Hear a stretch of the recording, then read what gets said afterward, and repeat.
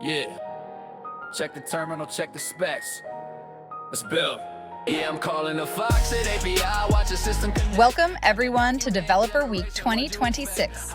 It's my pleasure to introduce Senior Software Engineer at Foxit, Jorge Euceda. Hello, everyone. Today, I'm very excited to talk to you guys about an approach to mitigate risk, especially AI risk in the era of AI. So I will be going through a sample ATS system and showcasing you guys an approach that will help you dramatically lower your AI risk in general. So that's in general what I'm showcasing, and also how Foxit APIs apply to that ecosystem as a whole.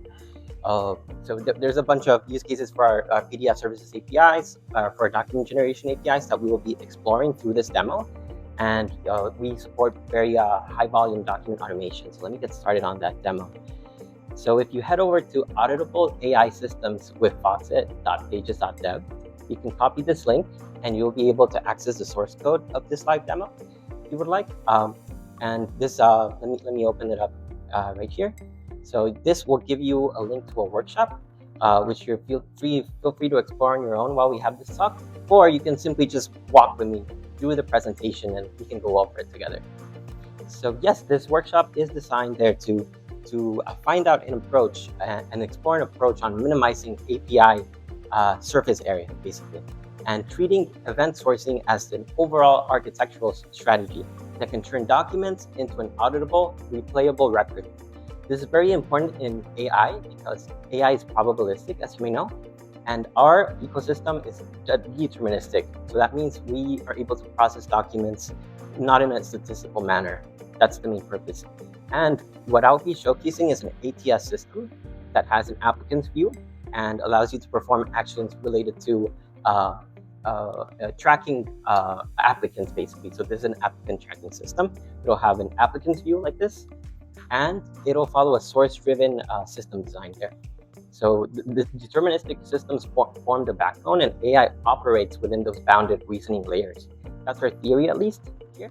So rather than treating AI as an add-on feature, we will explore how these APIs can structure and constrain that generative reasoning in general. So by this, my goal is by the end of this workshop for you guys to have an approach to go out yourselves, build an enterprise system that you guys can understand and be comfortable with, and that your customers or your users also feel comfortable and confident in your solution. That's my main goal here. So a couple of prerequisites: you do need Node.js, LTS, and a Visual Studio Code. But again, feel free to follow through with me through the application if you don't have access to that a coding environment at the moment. So why does this matter? So AI is becoming infrastructure. We all know this. AI is influencing hiring, compliance, legal reviews, and approvals. And McKinsey in 2025 did a global survey on what is the state of AI in general, AI risk in general. So what risk mitigation strategies are being taken by organizations? So one of the main factors on this risk mitigation is inaccuracy. The other, of course, is cybersecurity. And there's a very important one that I'm going to get into, which is explainability, which is 14% of the respondents. So 14% of the respondents of about 2,000 leaders, global leaders, responded that this was the main issue they had with AI. So that's what I'll be exploring through. And our goal is to make a system that is defensible, replayable, and explainable to both your team and your users. Awesome. So let me get started. So first, let's explore this ATS system. If you go over here and download the source code, you'll be able to download a quick Next.js application. And if you take a look at the source code, the most important aspect of this application is that it has a single source of truth. So you have events and event types, and when those events occurred, and more metadata on those events, and every single action in the system is tracked using a source-driven approach. So in here you can see there's just some very initial declarations. So applicant declared, position declared. Those are the only two initial events that we triggered in the system at this point. So if we explore the sample application here, let me zoom in a little bit. You'll see this is an applicant tracking system application, and you're able to generate reports using our API, and you're also able to send candidate offer letters. The most important part about this is that you can go over here into your positions and view your applicants, and also track what AI thinks about those applicants, right? And in general, take your new pipeline, your resume pipeline, and basically hire someone, right? That's the end goal of this system: be able to hire someone confidently and effectively. So let's say, for example, Miguel Santos here. In this case, we already run this AI screening, and you'll see here he has his fit score of 62. According to AI, something that we care a lot about is, hey, how does the human tie into AI, right? So the approach in general is always to keep a human in the loop and have a scorecard and weigh that scorecard comparatively to AI. So in this case, let's say an actual person will say this is a strong hire, and they would add a numeric rating there. This would greatly influence their score when compared to AI. And one of the most important parts of this system is that every single event is tracked in an audit log. As you can see, the audit log is tied into a UX that greatly takes care of what does the HR care about in the information. It's not just dumping information at them. It's giving them a relevant audit log of what is their user-friendly version of this system. But if this person wanted to download that audit log, technically, they could get a JSON file directly of all of the events that happened and all of the metadata relating to those events, right? So yes, let me go back here. So this is Miguel Santos. So he's already been analyzed. Let me try to upload a new position here, a new applicant. So let me go back here. I have my partner sales manager, and I have a Kanban view of what I can do, right? So let me go here and create a new applicant. In this case, I want to analyze one of my coworkers' resumes. And the reason I'm entering an email for him here directly is because I want to e-sign a document, an offer letter for him. This offer letter might not be the email that's on his resume, for example. So we take that into consideration when creating a new applicant. Let's say here, we upload the sample resume from Jason, and we upload this applicant. So you'll note that at the very beginning, we haven't performed anything, and we have some available actions. We can start the AI screening process, or we can go back. And you'll see if we go back, he will be in the new /applied list, and we can move him over to the resume review and screening list. This is very important there because the screening process allows us to select the evaluation policy within the UI. And this evaluation policy is versioned, and it's read-only when it's declared. So you'll see right now there's two versions. There's one looking for a software engineer. In Jason's case, he's a sales manager. So let's just see what the AI screening process does in his case. One of the important aspects to note about this is when we run the AI screening process, we have already used our Foxit tool to extract the document's semantic data. So we've extracted that document, and we're only feeding in a JSON file of that structure. So if we go back to our code, you will see on the inputs there is a Foxit structure here. This is in general what our API allows you to get information about the PDF. So it's more information about exactly the metadata that the PDF has that might be more relevant to the person taking a look at this, for example, or to the AI taking a look at this, because now it has more metadata alongside that PDF. And every time we generate this structure, it is always going to be deterministic. It's always going to be the same structure that we generate. Awesome. So if you go back to Jason, he has a fit score of 30, and we can see we have more available actions, and the scorecard is there. And more importantly, the audit log has tracked Hayes, and an AI screening evaluation has been completed, and Jason has a fit score of 30 using this specific evaluation policy. And then this specific AI screening evaluation has a hash attached to it. This is very important because in this manner, you're able to tell exactly at which time this happened and what was the interaction of it, basically.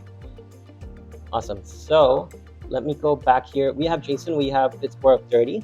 Let me rerun. So I have another policy declared here, which is looking for an alliance manager, which is much closer to what he represents. And then if I rerun this AI screening, I am able to see there, let's give AI a second here, that the rerun is completed. And in this case, he gets a really high score of 100. So we should have hired this guy yesterday, honestly. But yes, he has no skill gaps in this version of the API policy. And then if we rerun this AI screening on a new policy, so let me say something I know that he's totally not about. So Jason, in general, he is not superhuman. He doesn't have AI powers yet.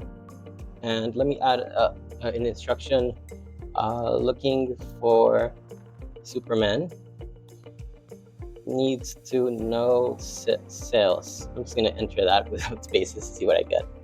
Let me rerun this AI screening.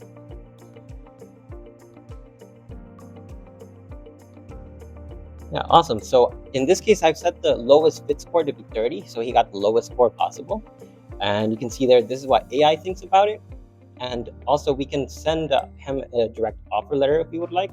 But in this case, we can say no hire or give him a numeric rating.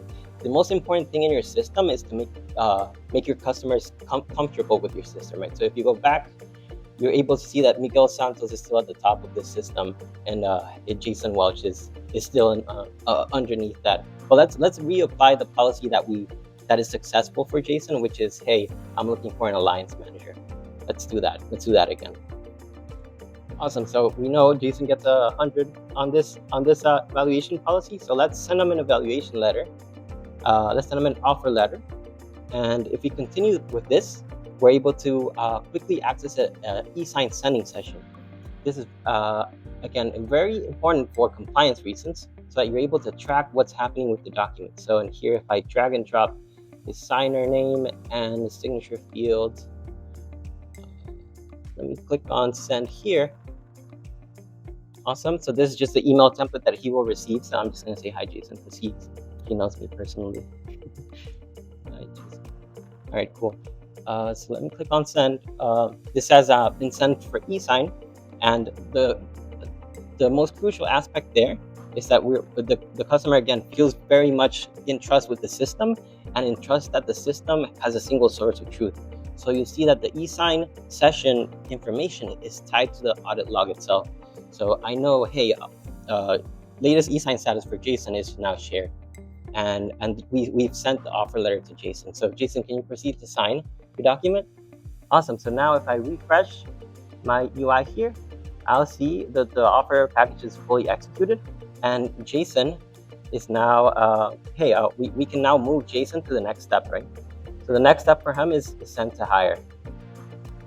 So in this case, I've marked Jason as hired, and I'm able to view his resume as well, but I'm also able to go back in this system and see an overall audit log on the whole system, on the whole, every single position so here I can see that the final hiring outcome is that Jason has been marked as hired. And now if I generate this candidate pipeline report, you will see here I'm using Foxit document generation to do so.